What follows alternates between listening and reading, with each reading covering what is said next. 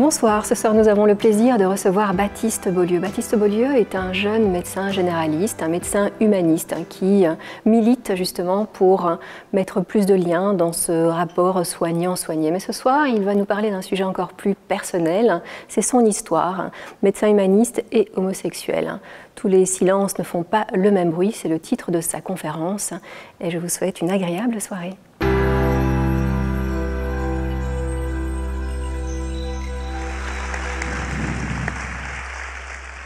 Donc ça fait quoi d'arriver à Liège un peu comme une rockstar? J'ai entendu des cris, Baptiste Beaulieu.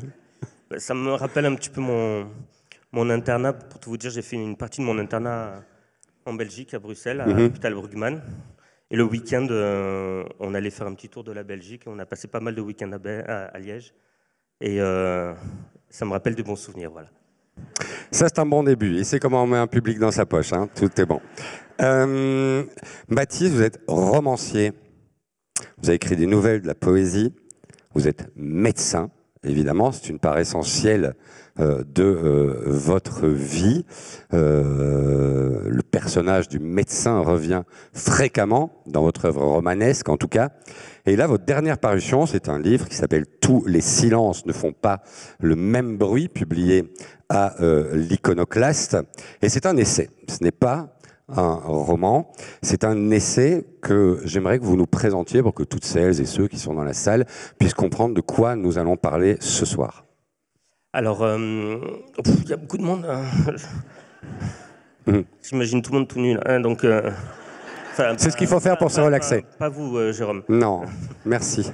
Non, c'est un essai où j'essaie de décortiquer un peu les mécanismes de l'homophobie. Et évidemment, quand on tire la pelote de l'homophobie, il y a tout le reste qui vient, l'ensemble des discriminations, et particulièrement parce que c'est évidemment un des visages du sexisme, l'homophobie.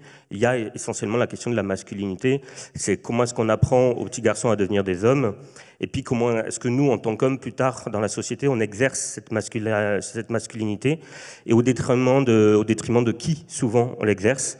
Et c'est ça que j'ai voulu essayer de décortiquer le long de ces 250 pages, essayer de comprendre qu'est-ce qui fait que un petit garçon devient un homme et comment est-ce qu'il exerce cette masculinité au sein de la société, quoi.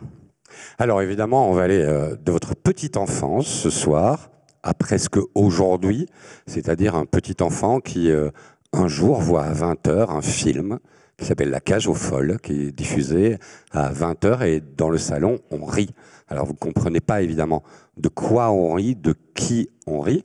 Quelques années plus tard, il va y avoir une autre séquence télévisée et on va voir combien la télévision, les médias et la culture de manière générale sont extrêmement importants dans la formation d'un être, quel qu'il soit d'ailleurs, et plus encore particulièrement quand cet être semble comprendre qu'il y a quelque chose chez lui qui n'est pas dans la norme et que des complications arrivent parce que ce n'est pas simple, évidemment. Et cet autre extrait, c'est un extrait du journal télévisé. Il y a deux hommes qui se tiennent la main. Je pense que le sujet parle du sida, en l'occurrence, et vous écrivez une phrase absolument terrible. Le petit garçon que vous êtes est devant la télé avec la famille, deux sœurs, et il s'écrit « Pouah, c'est dégoûtant », avec une attente.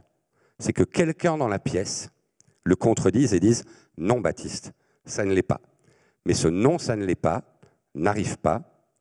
Et vous écrivez cette phrase, je trouve absolument terrible.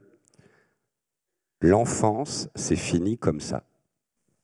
Oui, parce que la cellule familiale, c'est censé être, normalement, le lieu de la réassurance, de l'amour, et aussi le lieu où on permet à l'enfant d'accepter ses particularités. Et j'ai attendu ce jour-là quelque chose de la part de mes parents qu'ils ne m'ont pas donné.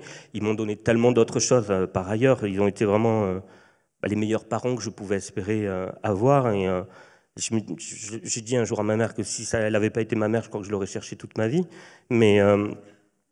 Mais ça, ce jour-là, ils n'ont pas été là. Et c'était une autre époque aussi, les choses changent. Mais qu'est-ce qu'on fait quand on est enfant et qu'on grandit, que la cellule familiale elle ne répond pas à cette question que pose le petit garçon tout haut, et qu'à l'école,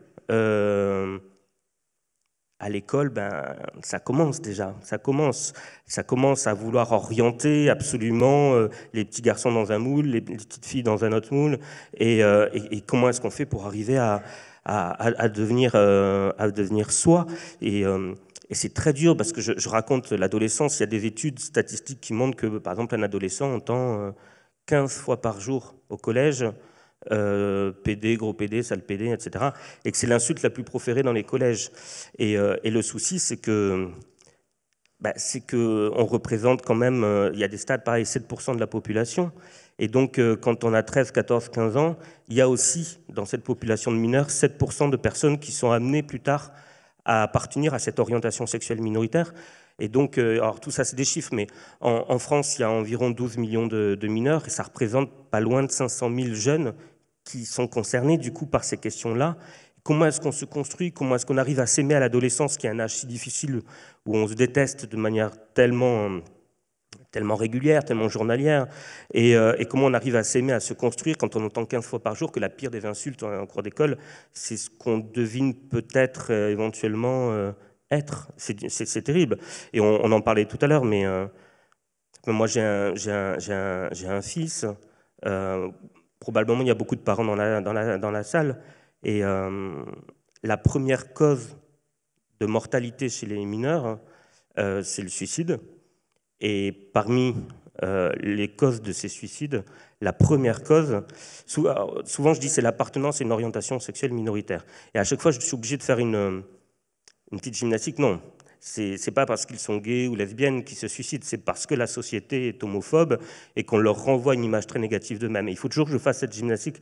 Ils se suicident pas parce qu'ils sont gays ou lesbiennes, mais ils se suicident parce que la société leur fait dire que leur vie est une impasse et qu'ils ne méritent pas de la vivre pleinement en étant heureux, épanouis. Voilà. Le bourreau n'est évidemment pas l'homosexualité, le bourreau est l'homophobie. Hein. Mais ça, on l'entend souvent dans les journaux. Parfois, on dit un gamin s'est suicidé à l'école, voilà, parce qu'il était homosexuel et qu'il subissait des moqueries. Non, il s'est pas suicidé parce qu'il était homosexuel. Il s'est suicidé parce qu'il subissait des moqueries. Et il y a un sociologue qui s'appelle Didier Ribon qui a beaucoup écrit sur la question gay et qui disait une chose très juste. Il disait quand on appartient à une minorité. Par exemple, quand on est noir dans une société blanche, on peut subir du racisme la journée. En théorie, quand on rentre dans son foyer le soir, c'est un lieu... en général, on a des parents noirs et qui ne vont pas reproduire les insultes racistes qu'on a pu entendre dans la journée. Quand on est un adolescent homosexuel ou lesbienne et qu'on rentre le soir à la maison, l'homophobie peut continuer même au sein de la cellule familiale. Et donc c'est cette unanimité comme ça de la discrimination le jour, le soir, qui explique peut-être ces chiffres qui sont aberrants. Et derrière ces chiffres, moi je n'aime pas les chiffres parce qu'on oublie derrière les trajectoires personnelles, derrière ces chiffres, il y a des familles en deuil et il y a des familles qui ne se remettent jamais de ce qui s'est passé. Et surtout, il y a des jeunes qui meurent et qui avaient probablement une vie merveilleuse qui les attendait, quoi. C'est une évidence. J'ai plombé un peu la soirée, là. On commence par le suicide. Ouais, ça va être tout le temps marrant comme ça, je vous préviens. Après, on va dire du mal des hommes, mais ça... Alors, vous écrivez dès le début du livre, quand tu es gay, ouais. La honte et l'hostilité sont souvent les points de départ à ton histoire. Alors, on va essayer de comprendre pourquoi, évidemment, et comment faire, surtout pour que cela cesse et pour plus que des milliers, centaines de milliers, des millions, en réalité, de gamins se replient dans leur chambre avec cette honte et cette terreur de l'humiliation. On a expliqué ces premiers signes télévisés, finalement. Et puis, cet enfant que vous êtes, Baptiste, il va évidemment, comme tout le monde, et je dois préciser une chose, c'est que vous avez deux sœurs, Baptiste. Oui. Vous avez une sœur, je pense, biologique, et vous avez une sœur adoptée. Vous aviez 4 ans quand elle est arrivée dans la famille, et je me permets évidemment de préciser qu'elle est noire, en l'occurrence, puisque vous allez faire tous les deux l'exercice de la minorité. Et d'ailleurs, elle aura des réactions formidables envers vous à d'autres moments de votre vie. Pour savoir quelle réaction formidable, vous devez rester attentif. Vous allez chercher des modèles d'identification, c'est ce qu'on fait absolument toutes et tous. Et en fait, vous m'avez quand même pas mal ouvert les yeux sur un truc, c'est que effectivement, je suis pas bête, je vois que les modèles d'identification homosexuels ne sont pas légion dans les dessins animés, bien sûr. Et puis vous passez au cinéma parce que vous grandissez Et je n'avais pas réellement remarqué quelque chose que vous remarquez formidablement dans votre livre, c'est que les personnages les plus célèbres homosexuels du cinéma, disons moderne, de la deuxième moitié du XXe siècle jusqu'ici, sont des personnages extrêmement préoccupants et violents, assassins. Ouais. J'ai un souvenir, moi, de l'enfance. Je ne sais pas, peut-être qu'en Belgique, il y avait la trilogie du samedi le soir. On a la télévision. Oui, pardon, mais je ne sais pas, vous avez M6, je ne sais pas, c'est pas M6 en Belgique, c'est une autre chaîne, non, j'imagine. Enfin, le samedi soir en France, on avait la trilogie du samedi. Pardon, excusez-moi, je ne sais pas ce que je voulais dire, et donc la trilogie du samedi, c'était 3 séries qui se suivaient comme ça. Il y avait Buffy contre les vampires et Charmed. Et nous, on devait aller se coucher, on se relevait en douce une fois que nos parents dormaient pour regarder la télé avec ma sœur Anna, donc, qui est noire, que mes parents ont adoptée quand on était tout petit avec mon autre sœur. Et je sais qu'Anna, inconsciemment, elle adorait Buffy contre les vampires. Et je pense qu'elle a passé une partie de son enfance à chercher dans Buffy contre les vampires un personnage, juste un personnage noir. Alors il y en a une qui apparaît, qui s'appelle Kendra, mais qui a le bon goût de mourir à la fin de l'épisode où elle apparaît. Donc comme ça, c'est réglé. Et puis moi, je ne sais pas, peut-être je cherchais inconsciemment dans la série Charmed, que j'adorais, une histoire de 3 sorcières, 3 jeunes sorcières. Je cherchais peut-être des personnages qui me ressemblent ou qui montrent que cette possibilité existe. Et donc c'est une série qui raconte l'histoire de 3 sorcières à San Francisco, qui est peut-être la ville la plus homosexuelle du monde, avec Mykonos. Et donc c'est 3... Et Liège. Et Liège, je ne sais pas. Et donc, ces 3 sorcières qui sont jeunes, qui sortent, qui vont dans des bars, des restaurants. Il y a 9 saisons de 24 épisodes chaque saison. Et pas une seule fois dans cette série qui se passe à San Francisco, on ne voit juste un drapeau arc-en-ciel ou un couple de lesbiennes ou un couple de gays. Et donc, ça, enfin, on se dit, il y a forcément eu soit une intention d'invisibiliser ces personnages qui existent à San Francisco, soit ils l'ont fait de manière inconsciente et c'est encore pire. Et ce que vous disiez, Jérôme, c'est que donc soit on n'existe pas, soit on existe, mais on représente le mal ou on est mal représenté. Et c'est quelque chose qui me saute aux yeux maintenant avec le recul, avec la réflexion qu'apporte aussi le temps de l'écriture. C'est qu'on prend les grands personnages du cinéma, j'en prends Basic Instinct, il y a Anne Sharon Stone qui est voilà, l'histoire d'une bisexuelle qui aime bien tuer les hommes à coups de pic à glace. Alors, j'ai rien à l'idée de tuer les hommes à coups de pic à glace.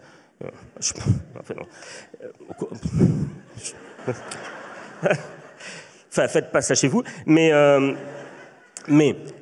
après, il y a d'autres personnages. Il y a le personnage, évidemment, de la gouvernante dans Rebecca qui met le feu à la maison et qui veut tuer la nouvelle compagne de son patron parce qu'elle était amoureuse de l'ex-femme de cet homme.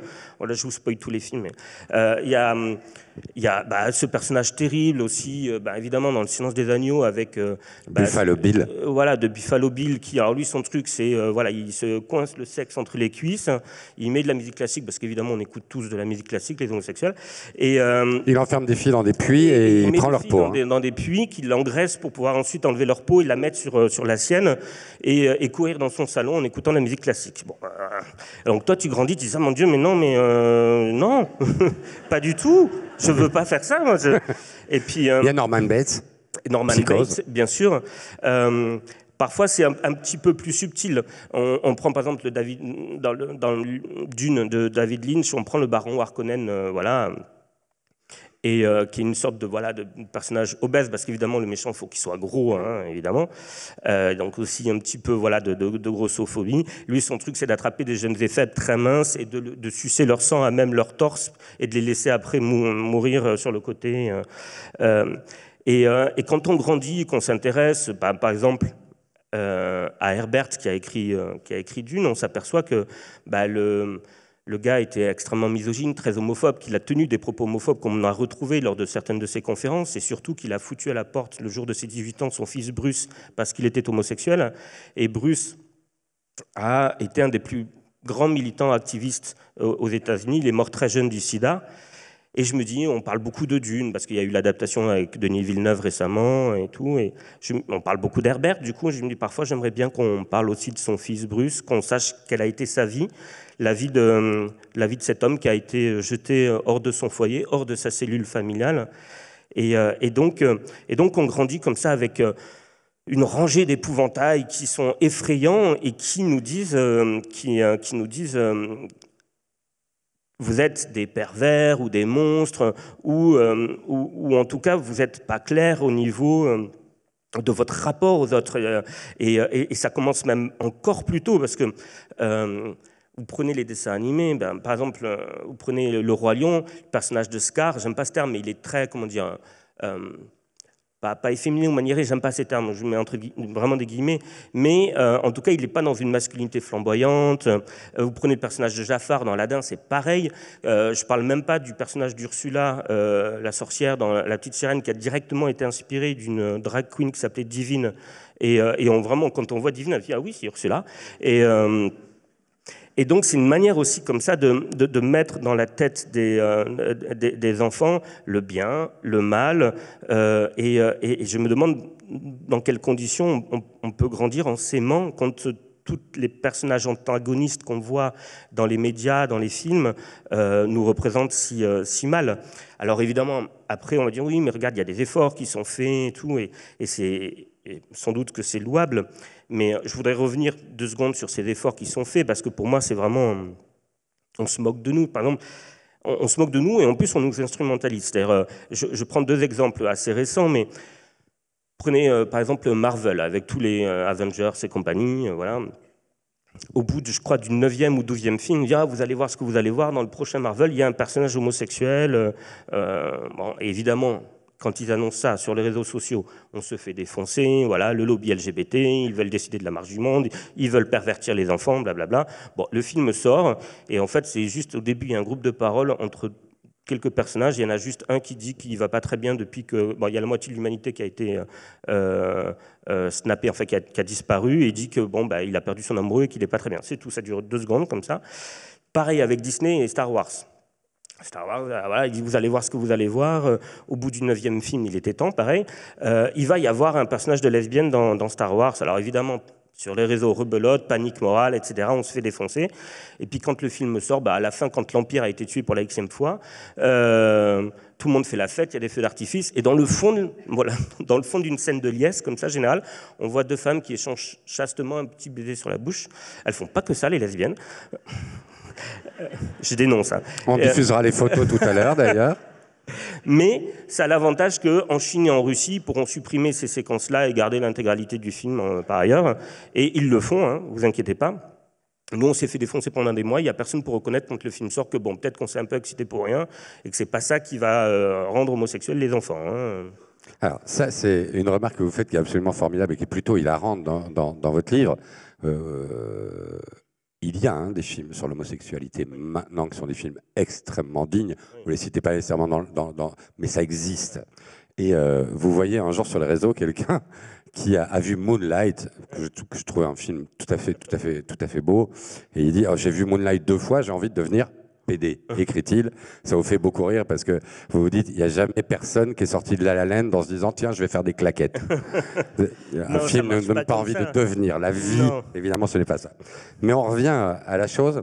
Vous écrivez sur cette invisibilisation des héros positifs qui nous ressemblent tous, qu'ils soient noirs, qu'ils soient sud-américains, qu'ils soient homosexuels, quoi que ce soit, avec toutes les minorités que l'on puisse, le handicap, représenter.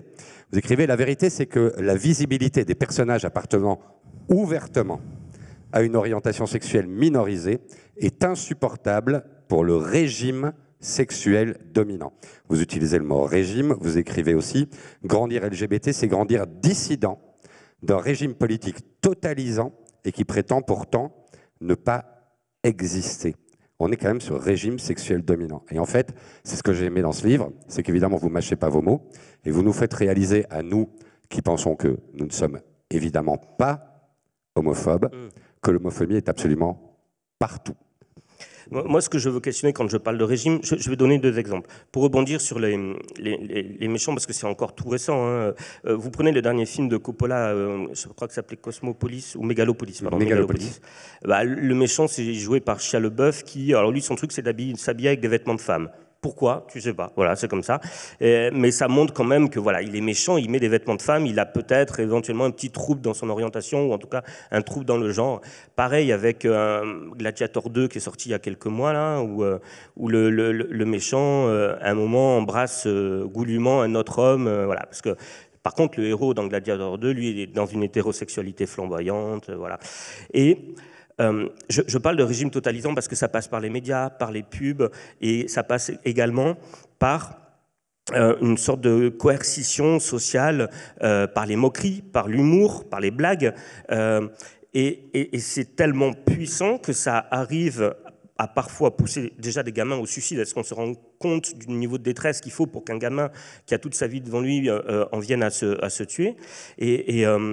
J'ai reçu au cabinet médical en tant que médecin, pendant des années, j'ai reçu une jeune fille qui venait, elle se scarifiait, elle se faisait du mal, mais vraiment beaucoup, et elle avait fait plusieurs tentatives de suicide. Le premier jour où je l'ai vue, j'ai su quel était son problème. J'allais pas dire je pense que tu es lesbienne et au revoir et ça va aller beaucoup mieux et, voilà. Et va voir la vie d'Adèle et tu te sentiras mieux. Mais non.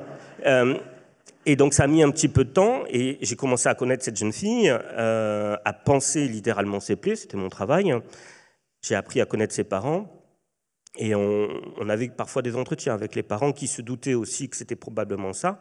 Et sa mère était défaite, elle dit je ne comprends pas, nous ça n'a jamais été un sujet, sa tante vit avec une femme, son parrain est homosexuel et pour nous ça n'a jamais été un sujet à la maison. Et donc moi ce que je veux questionner, c'est qu'est-ce qui fait que cet enfant qui a grandi dans une cellule familiale où c'était un non-sujet, on arrive à se détester. Qu'est-ce qui se passe dans cette société et qu'est-ce qui passe dans cette société pour qu'une enfant en vienne à vouloir mourir et se faire du mal physiquement? Je l'ai revue récemment, elle était avec une jeune fille, elle était rayonnante, elle avait pris 10 kilos, ce qui lui faisait du bien parce qu'elle se privait de nourriture aussi. Et c'est ça que je veux interroger, cette souffrance qui n'est pas dite ou qui est dite autrement. Et ce geste-là d'une enfant dans sa chambre qui se fait du mal, je pense qu'il devrait tous nous choquer, qu'il devrait tous nous interroger sur quels adultes on veut être pour nos enfants. Et moi, clairement, je veux être un adulte qui leur dit « Viens, entre, tu as ta place dans la société, tu as un avenir radieux qui t'attend et on t'aimera qui que tu sois. » Et je pense que c'est le rôle de tous les adultes. Et malheureusement, je trouve qu'on n'est pas de très très bons adultes pour nos enfants pour plein de raisons. Alors, on peut parler du réchauffement climatique, de la guerre, tout ça, mais on est vraiment des adultes minables pour nos enfants, je trouve. On y viendra, hein, parce que vous êtes papa, hein, Baptiste, vous l'avez dit, on terminera cette discussion sur la parentalité. Le plus beau bébé du monde. Exactement, m'a-t-on dit. Oui. On va fermer la première fenêtre, hein, sur la visibilité, mais je voulais quand même vous lire. Hein. Refuser une meilleure visibilité des minorités sexuelles n'est pas seulement homophobe, c'est surtout criminel. Les gens qui se plaignent de l'existence de personnages gays devraient être les premiers à s'en réjouir.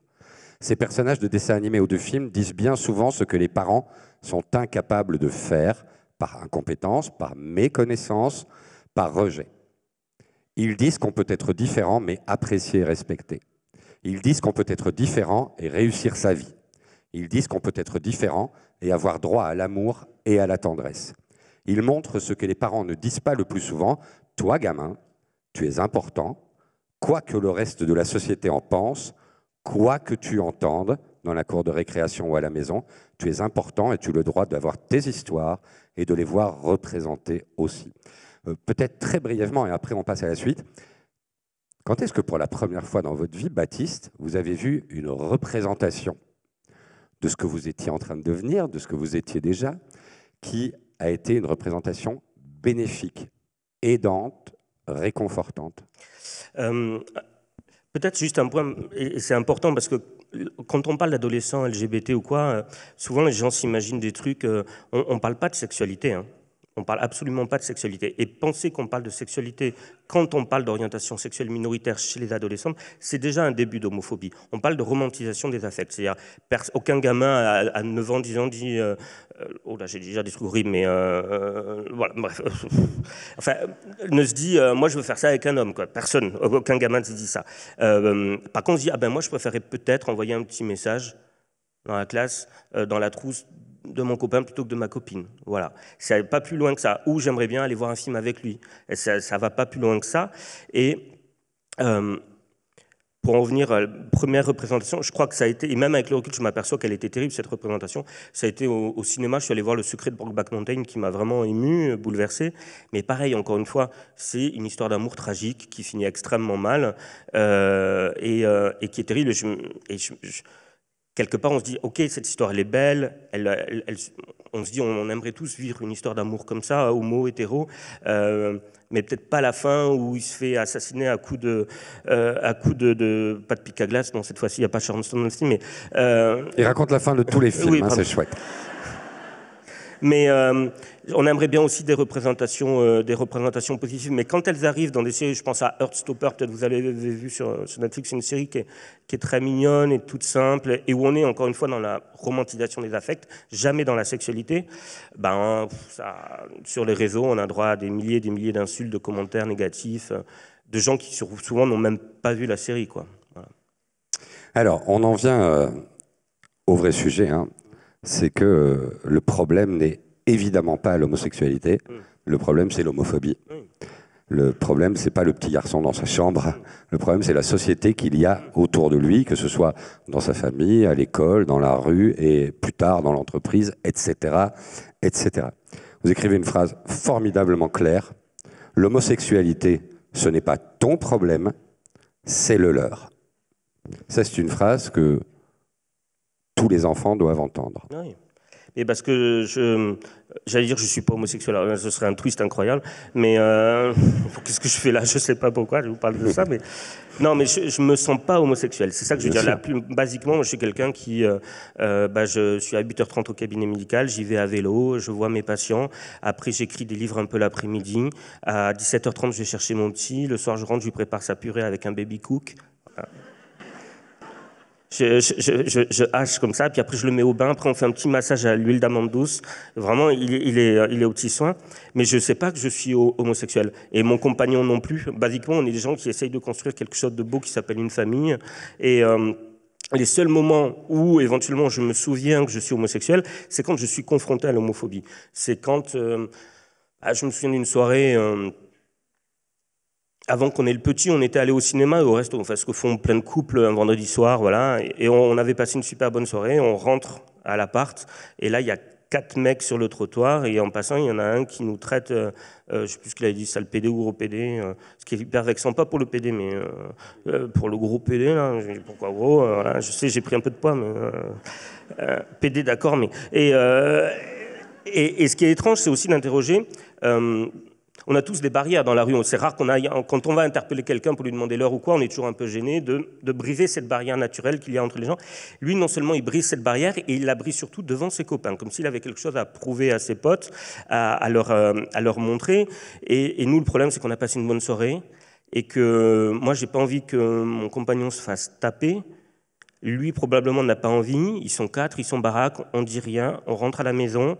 Et personne ne parle parce que je sais à quoi il pense, je sais à quoi moi je pense. Et je me dis, est-ce qu'il croit que j'aurais dû prendre sa défense? Est-ce qu'il trouve que je suis lâche parce que je ne l'ai pas défendu? Peut-être qu'il se dit la même chose. Donc lui, il est dans la chambre, il regarde un truc sur l'ordinateur. Moi, je suis dans le salon, j'écoute de la musique et fin de la soirée.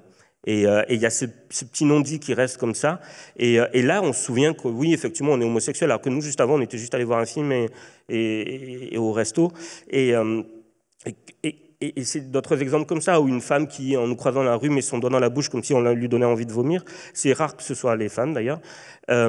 Et c'est la même chose pour la plupart des discriminations. Le problème, c'est toujours l'autre. Vous prenez une femme grosse, d'accord, vous la faites élever toute nue dans la forêt par des loups, elle va être heureuse, elle va vivre, enfin heureuse, elle va manger des glands, mais...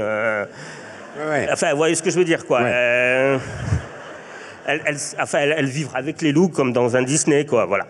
Et le jour où elle va passer les portes de la civilisation, c'est ce jour-là qu'elle va comprendre qu'elle est grosse, qu'on va se moquer d'elle, qu'elle va recevoir des injures. Le problème, c'est toujours l'autre, c'est la civilisation, et c'est le regard de l'autre. Et c'est une phrase de Sartre qui dit si l'antisémite, si le juif n'existait pas, l'antisémite l'inventerait. Et c'est pareil pour toutes les discriminations. Et c'est même quelque chose, je crois, qui nous oblige, nous, en tant que femme, en tant qu'homosexuelle, en tant que personne noire, en tant que personne en situation de handicap, en tant que femme grosse, qui nous oblige aussi à nous intéresser aux autres discriminations. Parce qu'on est tous ensemble dans le même bateau et qu'on est tous amenés un jour ou l'autre à faire partie de ce bateau-là. Même les hommes hétérosexuels, un jour, seront vieux et subiront peut-être de l'agisme ou des violences de la part d'un personnel soignant dans une EHPAD, j'en sais rien. Et ce combat-là, il est fondamental parce que il nous concerne absolument tous. Vous prenez le métro, il n'y a pas une seule personne dans le métro qui ne se débat pas intérieurement avec une blessure dont elle ne parle à personne et qui la travaille et qui lui parle le matin dans la glace, cette blessure-là. Et on se dit des choses horribles dans la glace le matin et on est tellement jugeant vis-à-vis de soi-même. Et je suis sûr qu'on pourrait, si on pouvait noter toutes ces insultes-là, les mettre dans un carnet, et qu'un jour on s'assied à la terrasse d'un resto et qu'on entendait un couple à côté et que le mec disait toutes les injures ou toutes les monstruosités qu'on se balance au visage le matin dans la glace, on serait le premier à se lever, à le dire au gars, mais pourquoi tu parles comme ça, tu te rends compte des choses horribles que tu dis? Et on se dit la même chose, on se dit 1000 fois pire parfois le matin.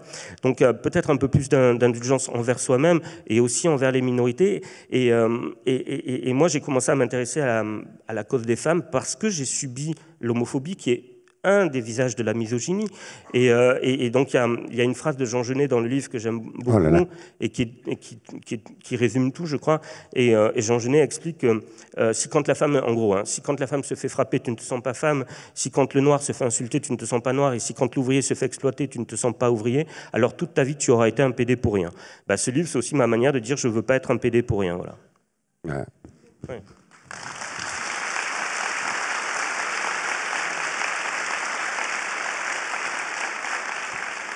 Il y a une très bonne idée dans le livre, c'est que, vous le verrez, Baptiste va le signer après cette rencontre, c'est que pour passer d'un chapitre à l'autre, d'une certaine manière, il y a des pleines pages avec des questions où vous renversez évidemment la situation. Le mot homosexuel dans ces questions va être remplacé par le mot hétérosexuel. Et par exemple, la première, c'est « Êtes-vous hétérosexuel à la suite d'une agression sexuelle dans l'enfance ?» Et je le savais bien que des gens allaient rire. C'est le but, évidemment. Pensez-vous qu'avec un bon thérapeute, vous pourriez cesser d'être hétérosexuel? Pourquoi éprouvez-vous le besoin d'afficher votre hétérosexualité partout, dans la rue, par exemple, en vous tenant la main? C'est une idée, je trouve, absolument formidable d'avoir fait ça, parce qu'effectivement, on voit combien elles sont immensément ridicules. Ces phrases. Mais parce que personne ne naît avec un brevet d'hétérosexualité ou d'homosexualité. On n'a pas le jour de nos 18 ans une enveloppe genre Poudlard qui nous un hibou qui arrive avec une enveloppe en disant toi tu seras hétérosexuel, toi tu seras trans, toi tu seras lesbienne. Ça se construit tout ça petit à petit. Et moi j'ai eu la chance aussi durant mes années d'internat, j'étais fou amoureux d'une fille. On était ensemble, on a vécu ensemble 4 ans. On était très amoureux, on s'aimait énormément, elle s'appelait Marie, et tout se passait bien. Et le jour où j'ai eu ce moment de bascule, où on s'est séparés pour x, y raison, et que je me suis mis en couple avec un garçon, là je me dis, mais pourquoi d'un seul coup, des gens se sentent OK de m'insulter dans la rue, ou de mal me regarder, ou qu'est-ce qui fait que d'un seul coup, je deviens une sorte de sous-citoyen sur lequel les gens peuvent s'essuyer leurs bottes? Qu'est-ce qui s'est passé? Et c'est ça aussi que je voulais interroger, parce que ça me paraît peut-être le cœur du sujet, dans le sens où moi, pendant des années, je me suis réfugié derrière ce qu'on appelle le Born This Way, c'est-à-dire, en gros... je suis né comme ça, c'est-à-dire voilà, ne me frappez pas, ne me jugez pas, ne m'insultez pas. En gros, c'est pas ma faute, j'ai pas demandé à être homosexuel. En gros, c'est ce qu'on appelle une part non choisie, et qu'on peut pas juger quelqu'un sur une part non choisie. Et ça, j'en suis revenu complètement parce que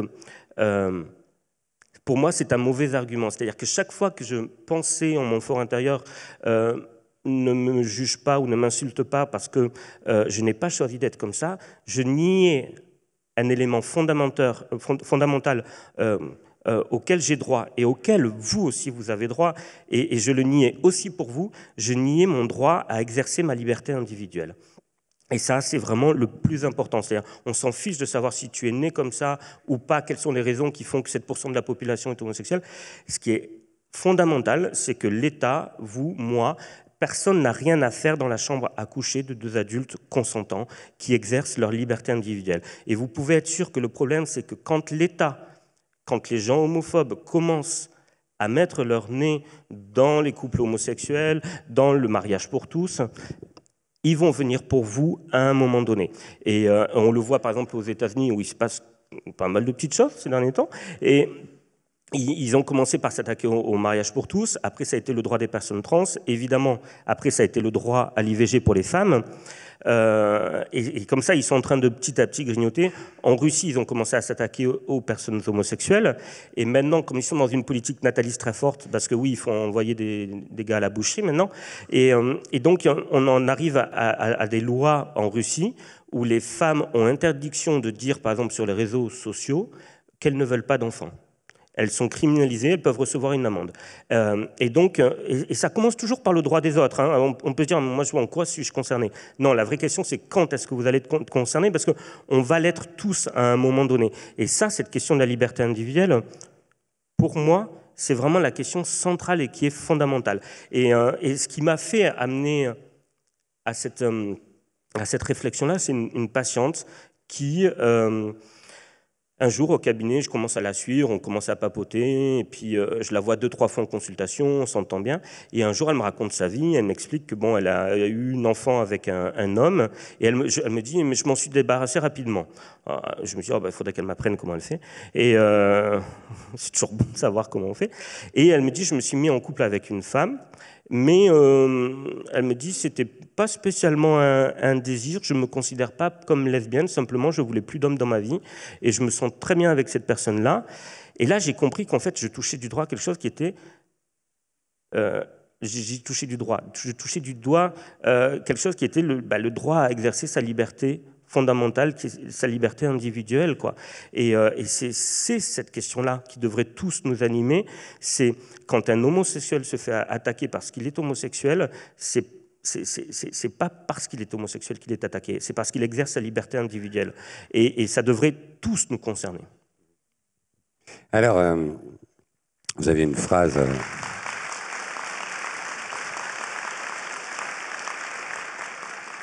Vous avez une phrase qui est très claire, vous dites, quand on, pour tout le mal fait, quand on remonte la chaîne des responsabilités, c'est le même système qui tient le revolver. Alors ce système dont vous parlez, il a un nom, il s'appelle le patriarcat, la virilité toxique, enfin, c'est tout cela. C'est là qu'on va dire du mal des hommes. Comment? C'est là qu'on va dire du mal des hommes. C'est maintenant qu'on va dire du mal des hommes. Non, j'ai sauté cette partie-là. Non, je rigole. Évidemment. C'est quelque chose avec lequel nous devons tous travailler. Enfin, c'est normal, c'est un apprentissage. On est éduqué dans un monde un peu différent de celui d'aujourd'hui. Et c'est une question d'adaptabilité. Et je trouve que c'est une très belle expérience de vie, d'ailleurs. Cette virilité toxique, vous allez la décrire, vous, en 5-6 points. Est-ce que vous pouvez exposer votre vision de ce que c'est aujourd'hui, au XXIe siècle, la virilité toxique? Vous pouvez même dire des noms, si vous voulez. Mais chaque fois que j'aborde ce sujet, il y a toujours, bon, peut-être pas ce soir parce que du coup j'ai annoncé la couleur et qu'ils vont pas oser, mais il y a toujours un homme dans la salle qui lève la main à la fin en disant oui, mais pas tous les hommes. Il y en aura.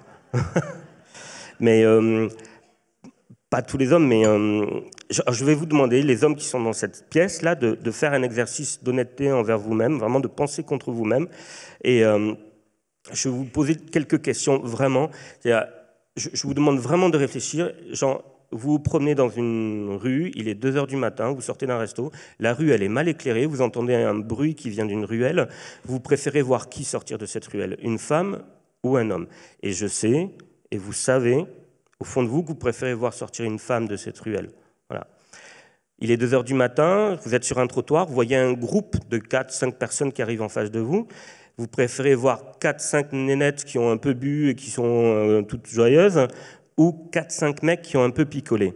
Vous savez, je le sais, tout le monde le sait dans cette salle, vous préférez voir un groupe de 4 nanas plutôt qu'un groupe de 4 mecs. Ça devrait déjà nous interroger. C'est pourquoi, au fond de nous, on a intégré cette idée-là. Et s'il y a des pères dans cette salle, votre gamine, elle a 16 ans, elle dit « je vais passer une soirée chez des amis et il y aura 10 mecs. Vous savez, je sais, voilà, que vous n'êtes pas spécialement chaud pour qu'elle y aille, d'accord? Elle vous dit, je vais passer une soirée chez 10 amis et ce seront 10 copines. Je pense que vous la laisserez partir avec un peu plus de sérénité. Et c'est ça que je veux aussi interroger. C'est tout ça. C'est tout ça. C'est qu'est-ce qui fait que, là, vous le savez, et vous le savez à 2 heures du matin quand vous entendez un bruit qui vient d'une ruelle ou 4 mecs ou un groupe de 4 qui vient en face de vous, les femmes, elles le savent, et pas seulement à 2 heures du matin, elles le savent toute la journée. Il suffit qu'elles aillent quelque part et qu'elles marchent basiquement dans la rue, et elles le savent. Et donc, moi, en tant qu'homme, j'en ai profondément honte. Je veux dire, quand on voit le nombre de féminicides, quand on voit qu'une femme tous les 2-3 jours en France, mais je ne sais pas en Belgique, mais je pense que ça doit être à peu près les mêmes chiffres, qui meurt sous les coups de son mari, soit parce qu'elle a voulu le quitter et que pour lui c'est sa propriété et qu'il préfère la voir morte plutôt que libre, moi, en tant qu'homme, ça me fait honte. Ça me fait honte et ça devrait nous interroger sur la manière dont on exerce notre masculinité, sur la manière dont on devient des hommes et sur la manière dont on place le curseur de ce que c'est qu'une virilité flamboyante. Pour moi, et c'est difficile, et je pense que vraiment être un homme est peut-être une des choses les plus difficiles qui soit, si on le prend sous l'angle de être un homme, c'est savoir aussi s'empêcher, c'est savoir être au rendez-vous de ses responsabilités, c'est savoir être là où c'est dur, là où c'est difficile. Je veux dire, je le vois depuis qu'on a un enfant. Nous, on est deux hommes, on est 2 feignasses, donc chacun fait 50% de ce qu'il y a à faire à la maison ou avec le petit, pas 51%, et l'autre 49%, c'est 50%. J'ai jamais été aussi fatigué de ma vie. Et donc, je ne sais pas comment font les femmes au sein des couples hétéros et ça, c'est pas moi qui le dis, c'est des statistiques de l'INSEE qui montrent qu'elles portent 60 à 70% de la charge mentale. Comment est-ce qu'elles font pour supporter et comment les hommes se disent « Ok, je suis un homme qui aime sa femme et qui lui laisse porter 70% de ce qu'il y a à faire dans cette baraque. » quoi. Mais j'aime ma femme, donc ça va. Ben non, c'est pas de l'amour, ça. C'est pas de l'amour. Il est où l'amour là-dedans ? Et je le vois parce que nous, on a un petit tout, donc on l'amène chez la pédiatre. Et ben, je suis désolé, dans la salle d'attente, à chaque fois les femmes, elles nous voient avec des grands yeux en mode c'est qui ces héros ? Parce que c'est vrai, il n'y a que des femmes dans les salles d'attente des pédiatres. Vous allez en librairie, vous allez dans les rayons jeunesse. Ben, je suis désolé, mais il n'y a que des femmes qui achètent là-bas des livres pour les enfants, quoi. À croire que c'est elles qui décident de ce qu'elles vont mettre dans la tête des gamins. Les hommes ne sont pas concernés. Je ne sais pas pourquoi ils ne sont jamais dans les allées des librairies, dans les rayons jeunesse, pour décider de quel livre ils veulent lire à leurs gamins. Et ça devrait interroger sur qu'est-ce que c'est qu'être un homme. Être un homme, c'est être au rendez-vous de ses responsabilités, c'est s'empêcher, c'est faire des choses difficiles, de faire des choses dures. En fait, en gros, faire ce que les femmes font depuis la nuit des temps, sans se plaindre. Et c'est...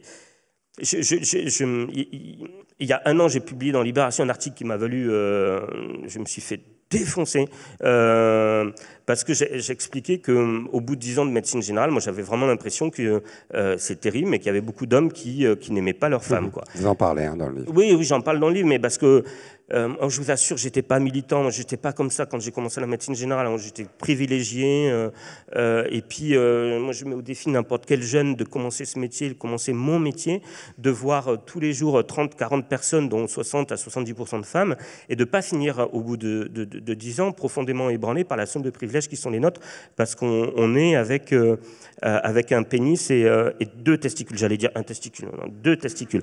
Mais moi, c'est venu petit à petit. C'est-à-dire, moi, j'ai vu des choses au cabinet médical que je ne peux pas oublier et que je ne peux pas accepter. Alors, on va me dire, mais évidemment, le cabinet, c'est une passoire. Aucune femme va venir au cabinet en te disant mon mari est super, il fait sa part de ménage, je vais vous donner ma carte vitale et 25 € pour vous avoir dit ça. Quoi. J'aimerais bien. Et non, moi, ce que j'ai, c'est... c'est une femme qui arrive et qui désolé, je raconte les choses telles qu'elles sont, hein, mais qui enlève son nez et qui le pose sur le bureau parce qu'elle a tellement été tabassée qu'elle a une prothèse maintenant par son mari, quoi. Et qui me raconte son histoire, en plus avec une voix nasillarde comme ça, donc c'est dans une situation... Elle raconte une histoire effroyable avec la voix de Donald, c'est juste dinguissime cette situation, parce qu'on a envie de rire et ce qu'elle raconte est juste innommable. Et à la fin de la consultation, elle sort son téléphone et elle me montre une photo d'elle il y a quelques années en me disant « J'étais belle, docteur, quand même. Hein. » Bah oui, oui, vous étiez belle. Et donc, bon, ça arrive une fois, donc je dis, bon, ben, c'est comme ça. Ou un autre mec qui vient et qui se plaint parce que sa femme, vous comprenez, entre la ménopause et le cancer de l'utérus et puis son ablation du sein, etc., et ben, franchement, elle a plus trop envie et elle lui offre même pas des caresses de dépannage. Je me souviens de cette phrase, les caresses de dépannage. J'imagine la nana à la maison, à ménopause, avec... non, ben, elle a peut-être autre chose à faire, quoi. Elle y pense pas forcément, quoi. On peut comprendre. Et lui, voilà, ou la nana qui vient pour une IVG et qui pleure parce que son compagnon préfère rester, son compagnon de 30 ans préfère rester à la maison pour jouer à la PS5. J'invente rien, tout ça, c'est des trucs que j'ai vécu au cabinet médical. Et donc, oui, évidemment, bah, il arrive un moment où on rentre chez soi et on n'est plus le même homme qu'avant, quoi. Et on a honte et on voudrait écrire des livres pour faire un petit peu changer les choses, quoi. Et ça ne change pas beaucoup, malheureusement. Pas assez vite. Il y a un nombre de femmes qui ont souffert et qui continuent à souffrir. Et elle est pas là demain, l'égalité. Non.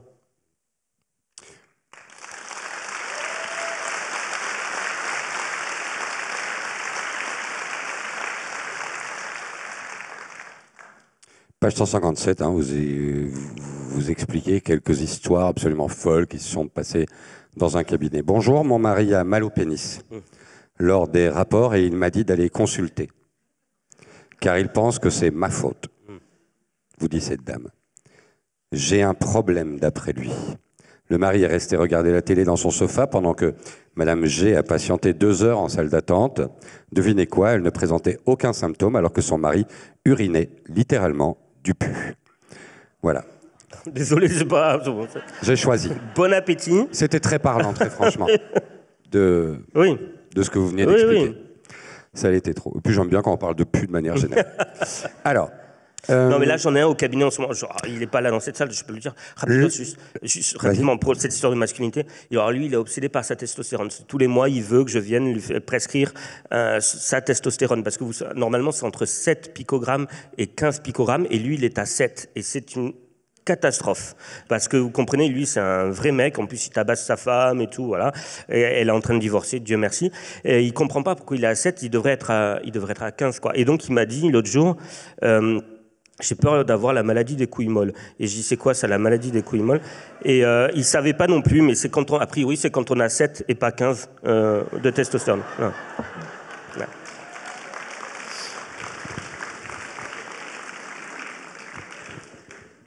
Allons vers un jour heureux, précédé d'un jour malheureux.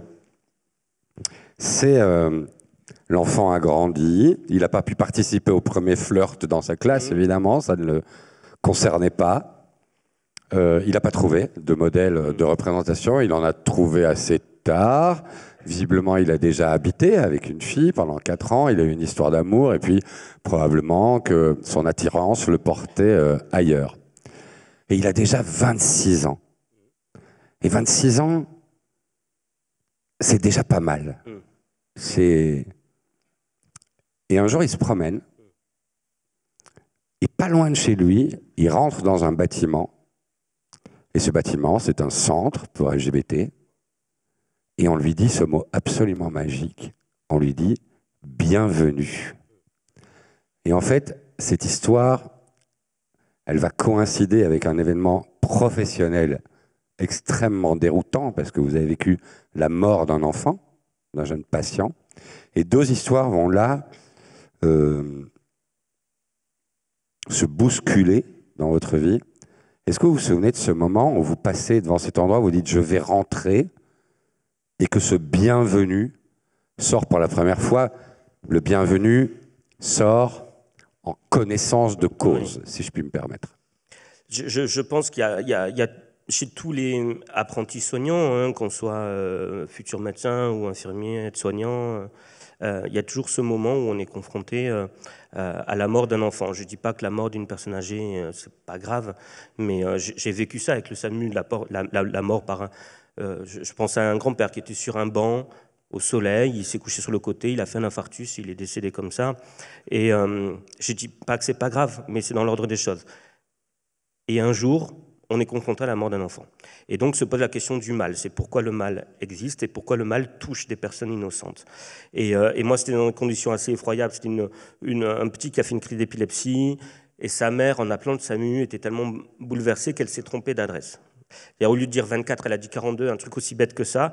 Sauf qu'à l'hôpital, moi j'exerçais à Auch à l'époque, c'est un grand département, et donc au lieu d'arriver en 5 minutes, on a mis 10 minutes, c'était trop tard. Et donc j'ai envoyé valdinguer un petit peu mes études, et je suis parti quelque temps à Rome puis à Jérusalem. J'avais besoin de verticalité, de trouver des réponses. Je pensais les trouver dans la religion. Je ne les ai pas trouvées dans la religion, je les ai trouvées dans l'alcool et la fête. Mais bon, ça fait partie aussi des réponses. Et notamment à Jérusalem, dans un bar qui s'appelle le Shoshan Bar et qui a été détruit 5 ou 6 fois à coups de cocktail Molotov parce que c'est le seul bar de Jérusalem qui est, on va dire, queer, ou en tout cas qui accueille tout le monde. Et donc, autant vous dire que tout le monde veut le dézinguer, ce gars là-bas. Ce bar, les chrétiens veulent le brûler, les musulmans veulent le brûler, les juifs ultra-orthodoxes veulent le brûler, tout le monde veut brûler ce bar. Et ce qui est bizarre, par contre, c'est que le soir, il y a les jeunes chrétiens qui longent les murs de Jérusalem pour aller jusqu'au bar, ou les jeunes palestiniens qui passent la bande de Gaza pour aller arriver jusqu'au bar, et puis des juifs ultra-orthodoxes avec des rouflaquettes comme ça et tout, qui sont là sur le disent qu'est-ce que je fais là, et en fait c'est juste basiquement des jeunes qui veulent exercer leur droit à la liberté individuelle. Et il a été détruit une 6e fois, il n'existe plus malheureusement maintenant ce bar, mais c'est là-bas que j'ai bizarrement pu accepter qui j'étais. Et alors je ne sais pas s'il y a des personnes croyantes dans la salle, mais j'ai fait la fête toute la nuit ce soir-là. Je me posais 1001 questions sur qui j'étais. Et le matin, je suis rentré à l'hôtel. J'avais mes chaussures à la main, j'avais les pieds en sang tellement j'avais dansé et tout. Le soleil s'est levé sur Jérusalem et je ne peux pas vous dire autrement que je me suis senti immensément aimé, comme je n'avais jamais été aimé de ma vie. Et j'ai su à ce moment-là que je pouvais rentrer dans ma cellule familiale, dire qui j'étais et être enfin heureux et apaisé avec tout ça.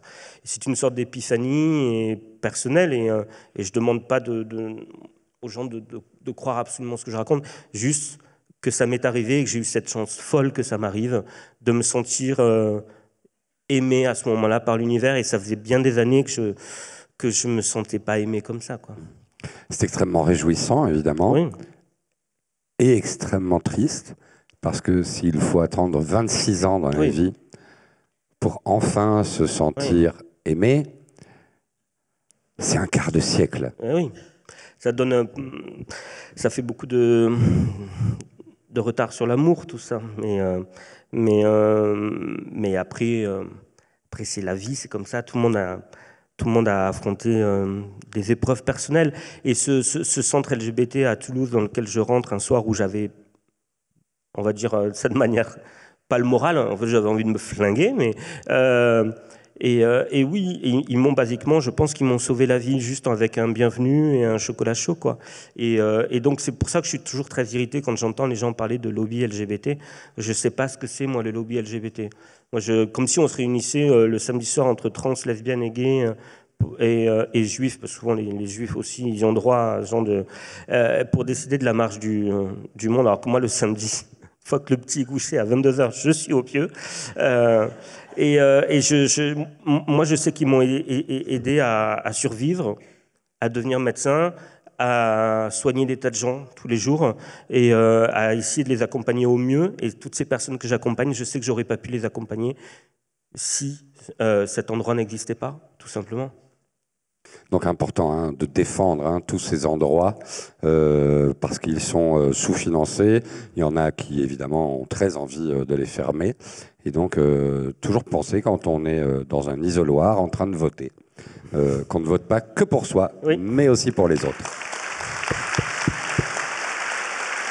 Alors, évidemment, en revenant de Jérusalem, il va falloir parler à deux personnes plus importantes que d'autres dans notre vie, et puis deux autres qui sont vos sœurs. Il va y avoir des réactions évidemment très différentes. C'est une nouvelle toujours étrange, parce qu'elle sort de la norme.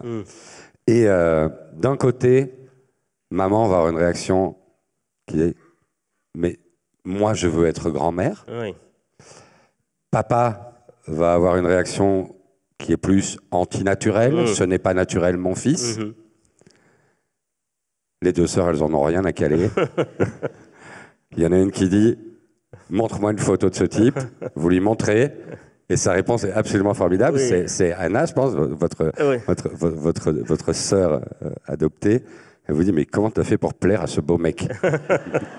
Elle dit « Qu'est-ce qui te trouve ?» Oui, c'est ça, ouais. Réaction attendue. Comment?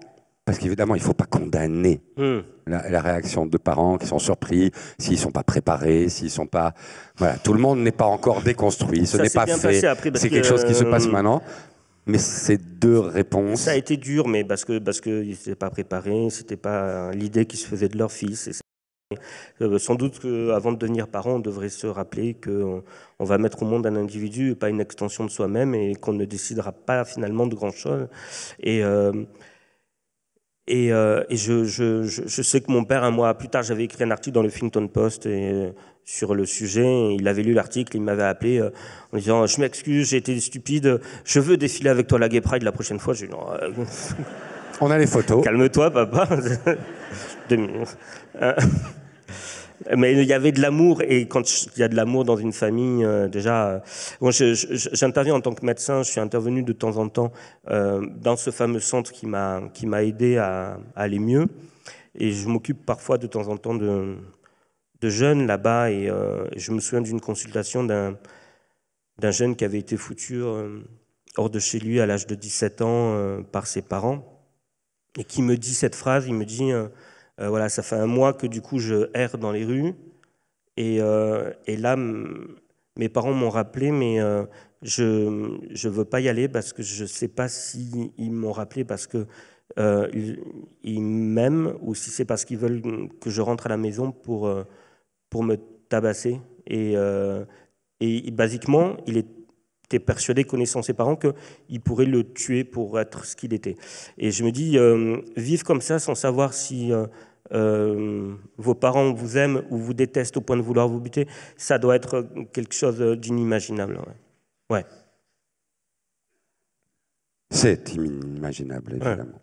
Ouais. J'aimerais qu'on vienne un peu sur votre profession, hein, qui est, évidemment, vous êtes écrivain. Baptiste. Et puis on va dire du mal des médecins. On l'a bien compris. Et puis on dira du mal des hommes, je vous promets, avant la fin. Et puis,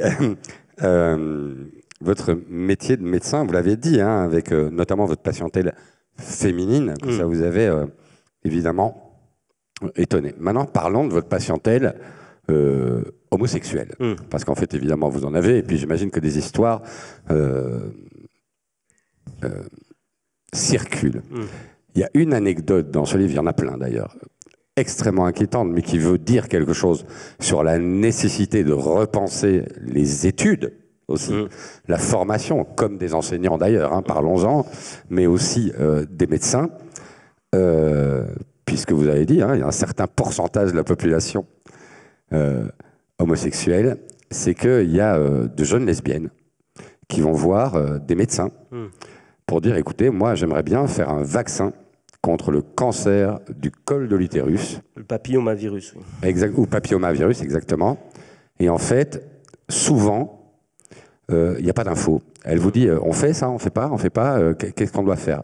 Et en fait, il n'y a pas d'info. C'est une question qui est pratiquement non étudiée. Et vous montrez dans le livre qu'en fait, les personnes homosexuelles sont moins bien soignées que les personnes hétérosexuels. Est-ce que vous pouvez développer cette idée qui est absolument aberrante, évidemment, de l'extérieur? Alors, il y a des stats, encore une fois, qui montrent que, par exemple, les femmes lesbiennes en France, mais j'imagine que c'est comme ça partout, sont 4 fois moins vaccinées contre le papillomavirus que les femmes hétérosexuelles parce que les médecins sont mal formés. Ils s'imaginent que, pareil, il faudrait leur expliquer un petit peu ce que c'est que la sexualité lesbienne, parce qu'ils s'imaginent que c'est une sexualité non pénétrative et que donc il n'y a pas de risque d'attraper le papillomavirus. Ils n'ont jamais parlé à un couple de lesbiennes. J'avais une blague d'ailleurs sur ça, mais enfin bref. Si, c'est un homme qui... ça... Non, on y va. C'est un homme qui demande à une copine lesbienne, et vous, comment ça se passe, au lit, voilà. Et elle dit, non, mais tu peux pas comprendre. Allez, dis-moi. Non, mais je t'assure, tu peux pas comprendre. Mais dis-moi, comment ça se passe et tout, qu'est-ce que vous faites et tout. Écoute, vraiment, tu peux pas comprendre. Mais pourquoi je peux pas comprendre? Tu peux pas comprendre parce que les deux jouissent.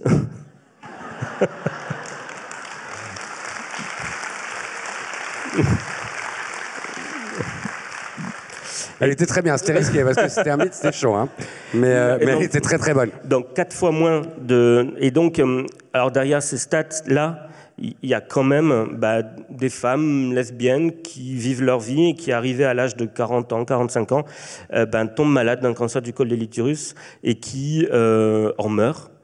Sans savoir que tout simplement elles en meurent parce qu'elles sont littéralement l'angle mort de la médecine et que tout le monde se fiche de la santé des minorités. Il y a jusqu'à 50% des patients LGBT qui ont déjà refusé d'aller voir un médecin par peur d'être jugés ou de lui exposer un problème personnel.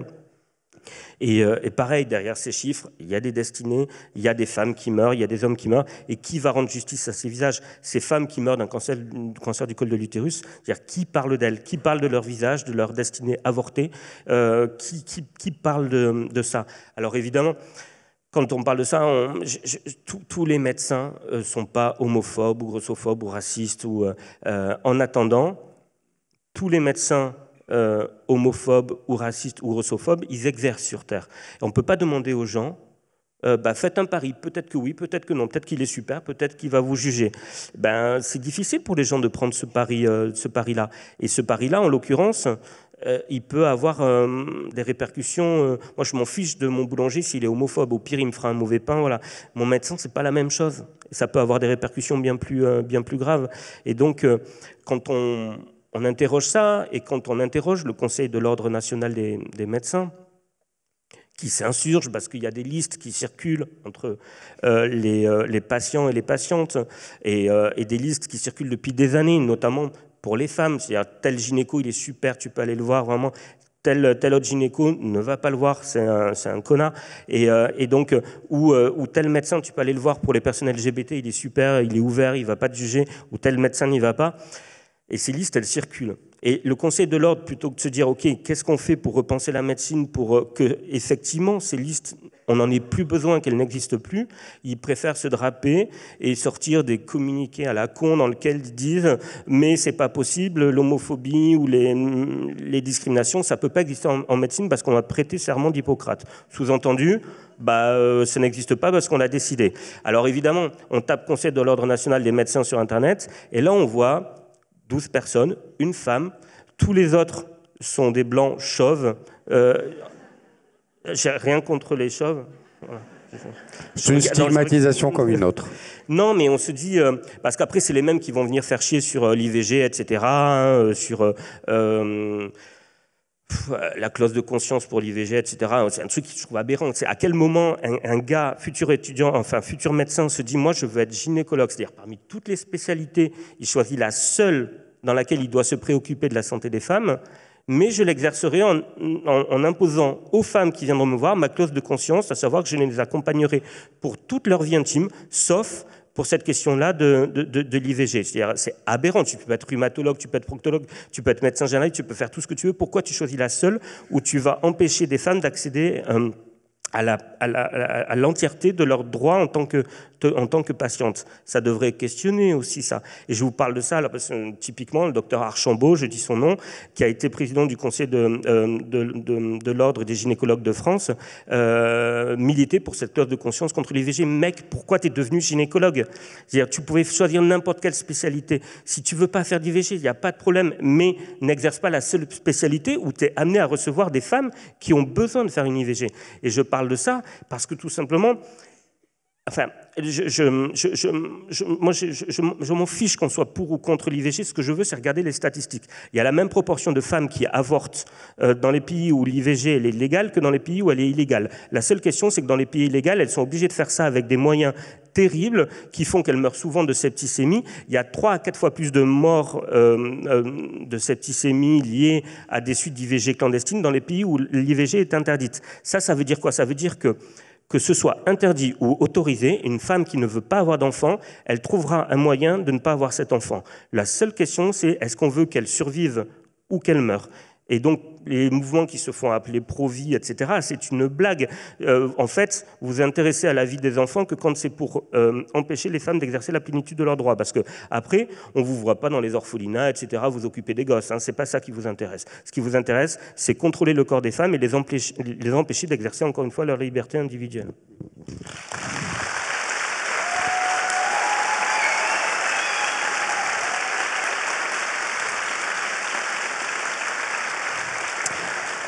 Il nous reste à peu près un quart d'heure de discussion. J'aimerais qu'on parle encore de 2 sujets. Le premier, c'est la paternité.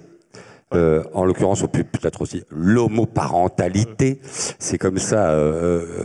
Vous allez parler dans un chapitre qui est consacré, hein, parce que on va voir presque en direct la naissance de votre enfant, Baptiste, et vous devenez père à votre tour. Peut-être qu'il sera hétérosexuel. Bah après, ce que je disais à mon compagnon, j'espère qu'il sera hétéro pour qu'il nous quitte jamais pour un autre homme. C'est une super idée. Oui. C'est vraiment une super idée. Une femme, d'accord, mais pas un autre homme. Vous allez parler de la GPA, etc. Et vous avez dit le nom des choses qui m'a vraiment ouvert les yeux profondément ces quelques dernières années, c'était les manifs contre le mariage pour tous qu'il y a eu en France, il y a maintenant quelques longues années, et où 1 million de personnes, un dimanche, 1 million de personnes sur 70 millions de Français, sont sortis dans les rues pour protester contre quelque chose qui n'allait en rien affecter leur vie. Je pense que c'est pratiquement unique au monde. Comme événement. Souvent, quand on touche à notre portefeuille, etc. Ouais. Là, ça n'allait pas affecter leur vie. Bon, ça va fâcher quelques-uns. On sait que, évidemment, il y avait l'extrême droite, mais il y a aussi la religion, qui était extrêmement puissante. C'est quand vous parlez d'homophobie, dans le livre, vous allez peu sur cette question de la religion. Est-ce qu'elle est un problème dans notre société, et particulièrement, j'aurais tendance à dire, dans la société française, qui est plus religieuse que la société belge historiquement. Nous, on a eu un Premier ministre homosexuel, personne n'a rien eu à foutre. Mariage homosexuel, personne n'en a rien eu à foutre. Ce sont des choses qui passent absolument naturellement, parce que nous, les Belges, on s'intéresse à rien. Et en fait, la vie des autres, ça va. Je vais venir habiter. Donc, est-ce que la religion est une question ou pas ? Et si oui, pourquoi elle n'est pas réellement dans le livre ? Alors, je vais dire les choses. C'est une vraie question qui me taraude. On a tous nos contradictions. Et je ne sais pas où je me situe par rapport à ça. Un jour, je suis croyant, et puis le lendemain, je déteste tout ça, et le lendemain, je suis croyant de nouveau. Et après, bon, ça, c'est la nature humaine. Vous savez, nos contradictions sont aussi parfois nos médailles. Et je n'ai toujours pas tranché cette question, et je l'ai tellement pas tranchée que, depuis qu'il y a cet enfant qui est mort devant moi, je crois qu'elle me poursuivra toute ma vie, de savoir si ça existe ou si ça n'existe pas, et si ça existe, pourquoi il a laissé cet enfant mourir, et pourquoi des hommes se réclament de Dieu, si Dieu existe, pour asseoir leur pouvoir sur d'autres hommes. Je veux dire, si Dieu existe, c'est-à-dire s'il a créé l'univers, s'il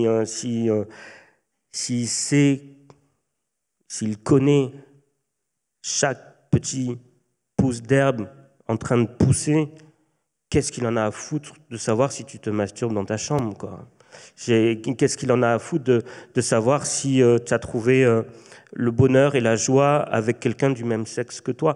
Pour moi, il est là le vrai blasphème. C'est-à-dire s'imaginer que si Dieu existe, c'est-à-dire si il connaît même chacun des cheveux sur nos têtes en train de pousser, en quoi ça va l'intéresser, ça? Le vrai blasphème, il est là pour moi. Alors, on revient sur l'homoparentalité, le fait d'avoir un enfant. 2 hommes ont un enfant. Je me souviens très bien de ces manifestations contre le mariage pour tous. C'était une famille, c'est un papa, une maman et un papa. Il y avait même un autre slogan, c'était des nichons, des roustons. Ouais, voilà. Ouais. Des je me souviens de ça synonymes. parce que Disons des synonymes. puis c'était très, enfin, comme si un enfant, enfin, oui, un enfant n'a pas besoin que de nichons ou de roustons, mais Voilà, vous écrivez un très beau paragraphe sur la manière dont vous êtes tous les deux, votre compagnon et vous, avec cet enfant, et que, évidemment, la question, et vous la démontez très bien dans le livre, n'est pas la question d'un papa et une maman, la question est de deux personnes différentes, parce que vous restez deux êtres humains différents, qui vont s'occuper d'un enfant de manière différente, parce qu'ils viennent dans ce couple avec ce qu'ils ont été, leur bagage, etc. Oui. Ça, est-ce que vous pouvez expliquer votre vision ? Mais parce que je vois mon fils, je vois mon compagnon et la famille qu'on forme ensemble, et on l'aime, cet enfant, mais de manière tellement différente, et on est avec lui de manière tellement différente. Mon compagnon est vraiment dans le jeu, dans la pétulance, dans la joie, dans la vie. Moi, je suis plus dans une forme d'intériorité, de douceur. En gros, je suis celui qui s'inquiète, en gros, quoi.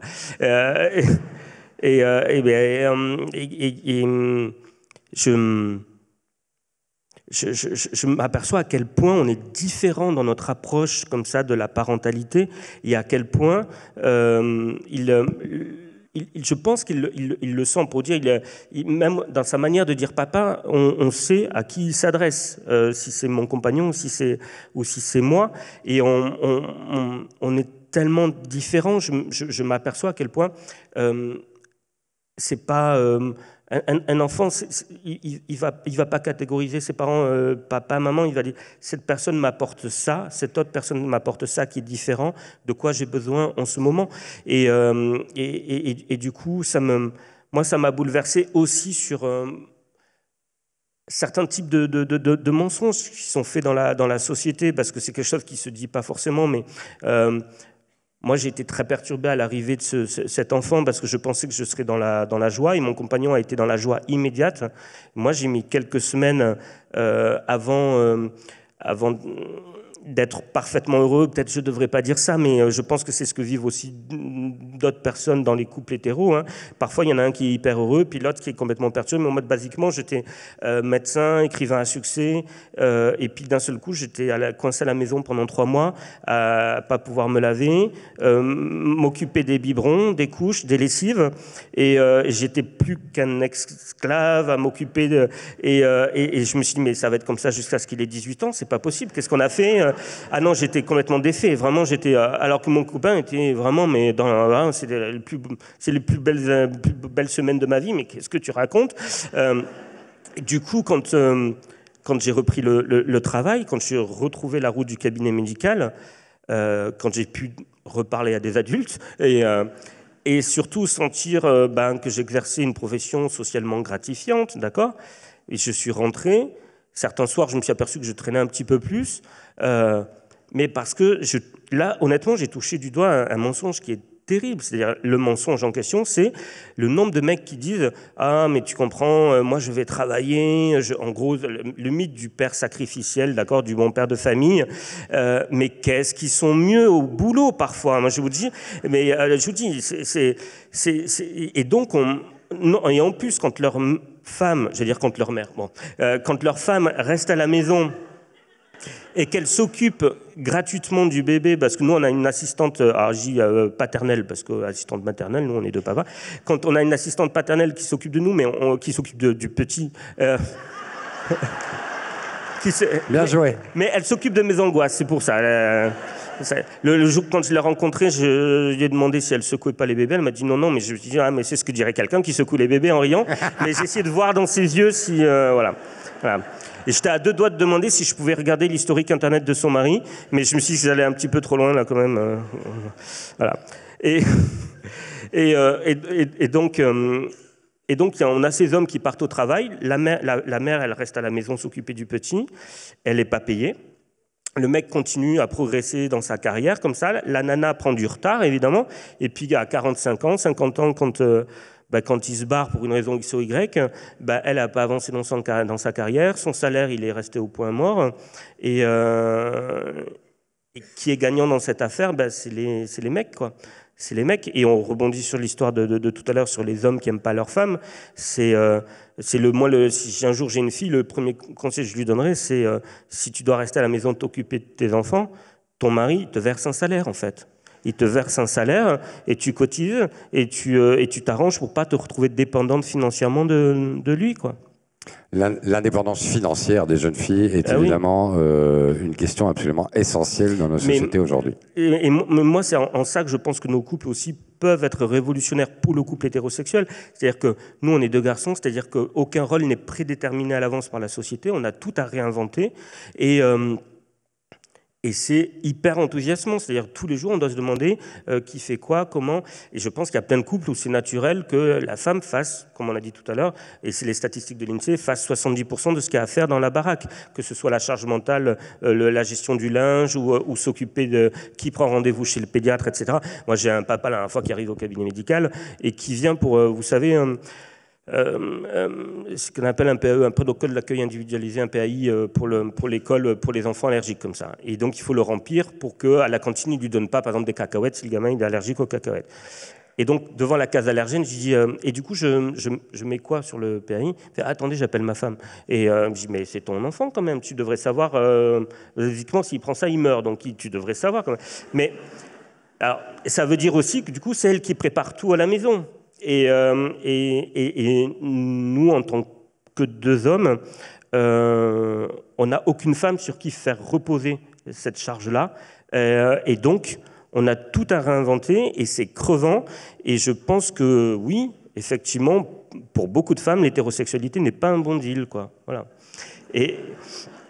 Mais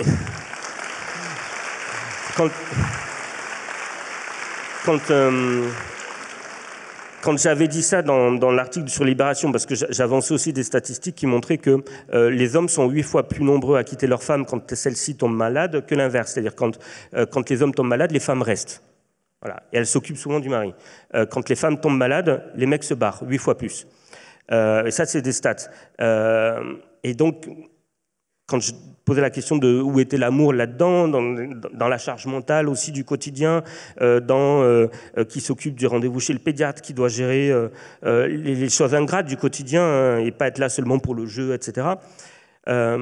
J'ai reçu plein de messages négatifs d'hommes qui me disaient mais qu'est-ce qu'il connaît lui à l'amour hétérosexuel, ce sale pédé, etc.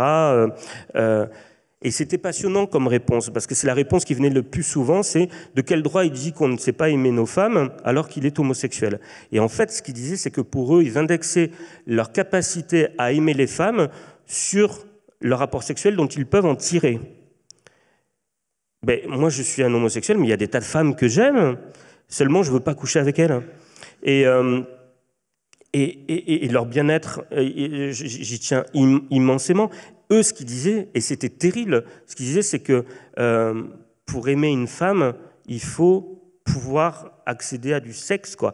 Et donc, quand on relie ça avec les stats de l'INSEE, avec les autres stats sur les femmes qui tombent malades et qui sont quittées, et sur tout ça, on se dit, au final, il y a beaucoup d'hommes qui n'aiment pas leur femme, ou ce qu'ils veulent à la maison, c'est un Thermomix qui suce. Et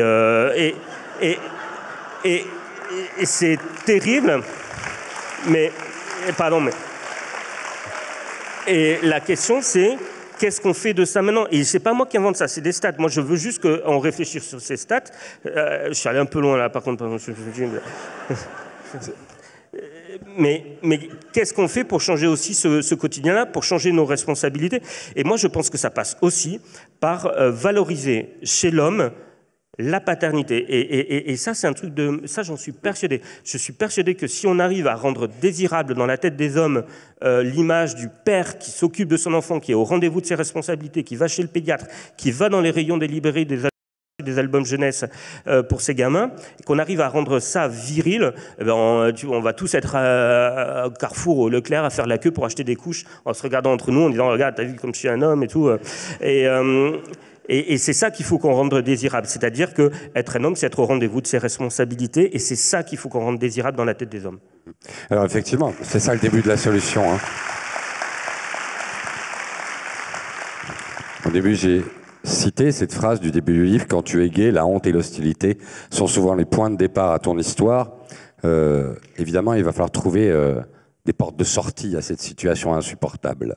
Vous venez évidemment de commencer à répondre à cette question et j'avais envie qu'on termine comme ça. Vers où il faut qu'on marche ensemble pour plus que des milliers, des centaines de milliers, des millions de gamins se replient dans leur chambre en se disant « dites donc, c'est moi le problème ».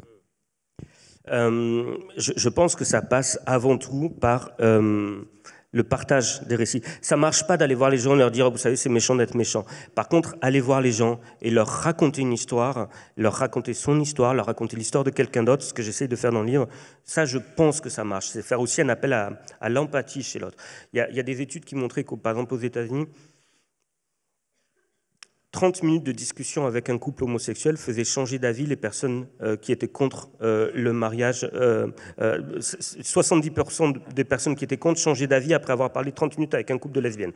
Et oui, parce que basiquement, elles s'aperçoivent que on se fait chier le dimanche aussi, que on a plus ou moins les mêmes problèmes, qu'on doit courir dans la vie comme tout le monde et que l'homosexualité ou le lesbianisme n'occupe pas énormément de partie de nos vies non plus, quoi.